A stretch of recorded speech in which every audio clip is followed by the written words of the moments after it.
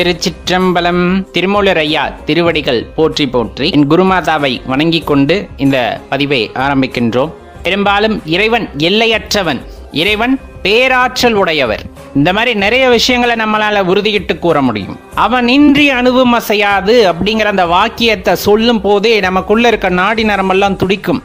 காரணம், அவனின்றி அணுவும் அசையாது அப்படின்னா அந்த அவன் அப்படிங்கிறது யார் இந்த இடத்துல?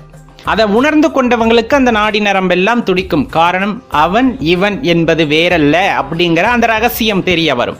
அப்போது நமது நாடி நரம்பெல்லாம் துடிக்கும். அதுதான் இந்த இடத்துல நிதர்சனமான உண்மை. ஏன் அவனின்றி அணுவும் அசையாதுன்னா, அந்த அணுவை உருவாக்கியவனும் அவனே, அந்த அணுவை அழிப்பவனும் அவனே அப்படிங்கிற உண்மை நமக்கு தெரிய வரும் போதுதான் அந்த உண்மையை நாம் உரைக்க கூறுகின்றோம். அவனின்றி அணுவும் அசையாது. அதை ஆக்குவதும் காப்பதும் அழிப்பதும் ஒடுக்குவதும் எல்லா செயல்களையும் செய்வது அவர் ஒருவரே அப்படிங்கிற அந்த ஒரு விஷயம் நமக்குள்ள தெரிய வரும் போது அந்த இறைவன் பேராற்றல் உடையவன் அப்படிங்கிறத நம்மால் உணர்ந்து கொள்ள முடிகின்றது. நம்ம இப்ப சொல்லக்கூடியது எனது குருமாதா எனக்கு உரைத்தது. கொஞ்சம் கவனமா யோசிச்சு கேட்க வேண்டிய ஒரு விஷயம் இது. பெரும்பாலும் இப்ப நம்ம இருக்கோம், நிறைய சொல்றோம். இப்ப நாங்க வீடு கட்டுறோம் அப்படின்னு நம்ம சொல்றோம், அல்லது ஒரு ஃபேக்டரி வச்சிருக்கோம், இரும்பை உருவாக்குறோம்னு நம்ம சொல்றோம். இந்த மாதிரி நிறைய விஷயங்கள் நான் செய்கிறேன், நாங்கள் செய்கிறோம், இந்த மாதிரி நிறைய விஷயங்கள் சொல்கிறோம். இயல்பாக இதை பற்றி சிந்திச்சு பாருங்க, உண்மை புரிஞ்சிடும். நீங்களா செய்யறீங்களா? உங்கள் கம்பெனியில் உருவாகுதா? இப்படிங்கிற மாதிரியான கேள்வியை கேளுங்களேன். கேட்டுக்கிட்டே இருக்கும்போது ஒரு உண்மை உங்களுக்கு தெரிய வரும். உருவாகுறதுனா என்ன அப்படிங்கிறத புரிஞ்சுக்குங்க. ஒரு ரா மெட்டீரியல் இருக்குது, அதை வச்சு ஒரு வடிவத்தை மாற்றுறாங்க. அவங்க உருவாக்கலை. ஒரு வடிவமா இருக்கிறது இன்னொரு வடிவமா மாற்றப்படுகிறது. இந்த ரகசியத்தை முதலில் புரிந்து கொள்ளுங்கள். அவர்கள் எதையும் உருவாக்கவில்லை. வீடை கட்டணுமா? வீடுங்கிறது என்ன அப்படிங்கிறது ஒரு கேள்வி. அதுக்கு முன்னாடி அது என்னவா இருந்தது? மண்ணு கல்லா இருந்தது, சிமெண்டா இருந்தது. ஆனா அதை உருவத்தை மாத்தி இருக்கோம். மண்ணு கல்லு சிமெண்ட் எல்லாம் வச்சு அடுக்கி வச்சு ஒரு செவரை உண்டாக்கி இருக்கோம். அதுக்கு பேர் நீங்க வீடுன்னு வச்சுக்கிட்டோம். அவ்வளவுதானே தவிர அது இந்த பூமியில இல்லாததா? நீங்களே உருவாக்குனீங்களா? கிடையாதே. ஏற்கனவே ஒரு வடிவத்தில் இருந்ததை இன்னொரு வடிவத்திற்கு நாம் மாற்றி இருக்கின்றோம். அப்ப இந்த இடத்துல பேராற்றல் உடையவர் அப்படின்ட்டு இறைவனை சொல்வதற்கான காரணம் யாது? கொஞ்சமா இப்ப நீங்க இமேஜின் பண்ண வேண்டிய சிச்சுவேஷனுக்கு வர்றீங்க.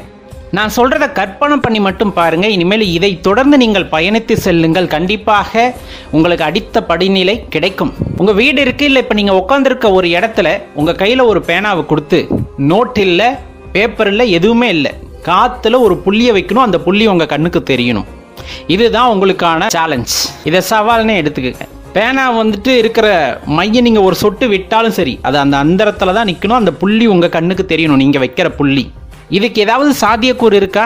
கண்டிப்பா முடியாது. நம்ம ஸ்பேஸ் அப்படின்னு சொல்லக்கூடிய அந்த ஆகாயம் அப்படின்ட்டு போய் விட்டாலும் அது நகருமே தவிர ஒரு இடத்துல அது நிற்காது. இன்னொன்னு, அந்த மாதிரி புள்ளியை நம்மளால் உருவாக்க முடியாது. இது எல்லாத்துக்குமே சவால்.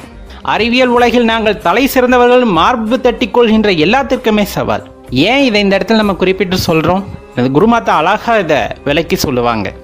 நம்மளுக்கு எல்லா வசதியும் இருக்கு, நம்ம கண்ணுக்கு முன்னாடி எல்லா ரா மெட்டீரியல் இருக்கு, மூலக்கூறுகள் மூலப்பொருட்கள் எல்லாமே இருக்கு. அப்படி இருந்தும் நம்மளால சுயமா ஒரு பொருளை உருவாக்க முடியல.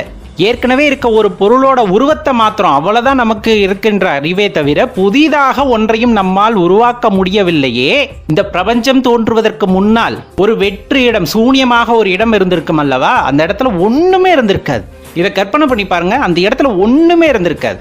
காத்து கிடையாது, தண்ணி கிடையாது, மண்ணு கிடையாது, எதுவுமே இல்லை.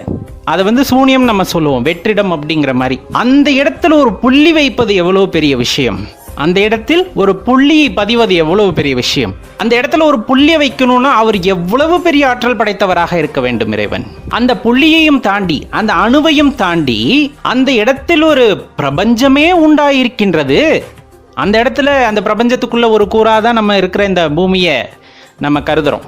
அப்படி இருக்கும்போது ஒண்ணுமே இல்லாத சூழ்நிலை. நான் சொல்வது, இந்த உலகம் இந்த பிரபஞ்சத்தை படைப்பதற்கு முன்னால் ஒன்றுமே இல்லாத ஒரு நிலையில் ஒரு புள்ளியை அந்த இடத்தில் வைப்பதே பெரிய விஷயம் என்கின்ற நிலையில் இவ்வளவு பெரிய பிரபஞ்சத்தை உண்டாக்கி அதுக்குள் இவ்வளவு உயிர்களை உண்டாக்கி அவர்களை இயக்குவதற்கு அனைத்து சக்திகளையும் கொடுத்திருக்கின்றார் என்றால் எவ்வளவு பெரிய ஆற்றல் உடையவர், எவ்வளவு பேராற்றல் உடையவர் என்று நம்மால் கணிக்க முடிகின்றதா? அதனால் தான் கூறுகிறார்கள் இறைவன் எல்லையற்றவன் என்று. ஆதியும் கிடையாது, அந்தமும் கிடையாது. அவரோட பிறப்பை சொல்ல முடியுமா? இந்த நட்சத்திரத்தில் பிறந்தார், இந்த நட்சத்திரத்தில் இறந்தால் இந்த நட்சத்திரத்துல எல்லாம் ஒன்றுமே சொல்ல முடியாது. அதுதான் இறைவனோட பேராற்றல். அவருக்கு எதுவுமே கிடையாது, பிறப்பு இறப்பு ஈர்ப்பு எதுவுமே கிடையாது. அப்படிப்பட்டவர். ஒரு பொருளை உருவாக்கியவன் தான் அந்த பொருளை அழிப்பதற்கும் காரணகர்த்தாவாகின்றான். அதே போலதான் இந்த பிரபஞ்சம் உண்டாவதற்கு யார் காரணமோ அவர்தான் இந்த பிரபஞ்சத்தின் முடிவிற்கும் காரணமாக இருக்க முடியும். அவர் இன்றி ஓர் அணுவும் அசையாது. ஒரு அணுவை உருவாக்கியவனால் மட்டுமே அதை அழிக்க முடியும். அதற்கான சூத்திரமும் அவன்தான் அறிவான். அதனால தான் திரும்ப திரும்ப சொல்றது, உன்னால் ஆவது என்பது எதுவும் கிடையாது, எல்லாம் இறைவனால் ஏற்கனவே தீர்மானிக்கப்பட்டது. இங்கு எதுவும் நீ நினைத்தது போல் நடக்கவில்லை, எல்லாம் இறைவன் சித்தத்தில் நடக்கின்றது. இறைவனை பற்றி கொள்ள உங்களுக்கு நேரம் வரும்போது அந்த அருள் சக்தியை இறுக பற்றி கொண்டால் நமக்கு அதற்கான வாய்ப்புகள் எளிதில் பிறந்து விடுகின்றது, இறைவனை உணர்ந்து கொள்வதற்கு. அப்போ நம்ம செய்ய வேண்டிய விஷயம் அப்படிங்கிறது, இறைவனை அடைய வேண்டும் என்ற எண்ணத்தை வளர்த்து கொள்ளுங்கள். அதற்கான வழியை இறைவன் காண்பிக்கின்றார். ஏனென்றால் இறைவன் பேராற்றல் உடையவர், பெரும் கருணை உடையவர், அன்பு நிரம்பியவர். அந்த அன்பை சுவைக்க வேண்டும் என்றால் அவரை உணர வேண்டும். அதற்கான வழி வேண்டும் வேண்டும் வேண்டும் என்று இறைவனிடம் கேட்கும்போது அதற்கான வழியை அவரே காண்பிப்பார். அதற்கு சில பல காலங்கள் ஆகலாமே தவிர அவர் யாரையும் ஏமாற்றுவதில்லை, நம்பியோரை கைவிடுவதும் இல்லை. அப்போ இதை உணர்ந்துக்கிட்டு நம்ம முறையாக இறைவனை உணர முற்படும் போது, இறைவனை அடைய முயற்சி செய்யும் போது அதற்கான வழிகள் எளிதில் உங்களுக்கு பிறக்கின்றன. அதன் மூலமாக நீங்கள் இறைவனை அடைய முடியும். அதற்கு நாம் செய்ய வேண்டியதை எல்லாம் அவரை உணர வேண்டும் என்ற எண்ணம் கொள்வது மட்டுமே. இறைவன் எப்படிப்பட்டவர் என்று உணர வேண்டும் என்ற அந்த தாகம் இருக்க வேண்டும். அந்த கர்த்தாவை யாராலும் மிஞ்சிவிட முடியாது. சிருஷ்டி கர்த்தா சொன்ன போனால் அவருக்கு ஈடு இணை எது ஒப்புமை அப்படிலாம் எதுவுமே உங்களால் சொல்ல முடியாது. அப்போ அப்படிப்பட்டவர் எப்படி இருப்பார் யோசிச்சு பார்த்தீங்களா? உங்களால் கணிக்கவே முடியாது. நம்ம ஒரு உருவம் கொடுத்து பார்க்க முடியுமா அப்படின்னா ஏதோ நம்மளோட ஆசைக்காக உருவத்தை கொடுக்குறோமே தவிர அவருக்கு அவமும் கிடையாது. உண்மை அதுதான். உணர்ந்து கொள்ளுங்கள் நண்பர்களே, தேட முயற்சி செய்யுங்கள். கட்டாயமாக இறைவனின் பெரும் கருணையை பெற்று இறைவனை உணரும் வாய்ப்பை நீங்கள் பெற வேண்டும் என்று நாம் கேட்டுக்கொள்கின்றோம்.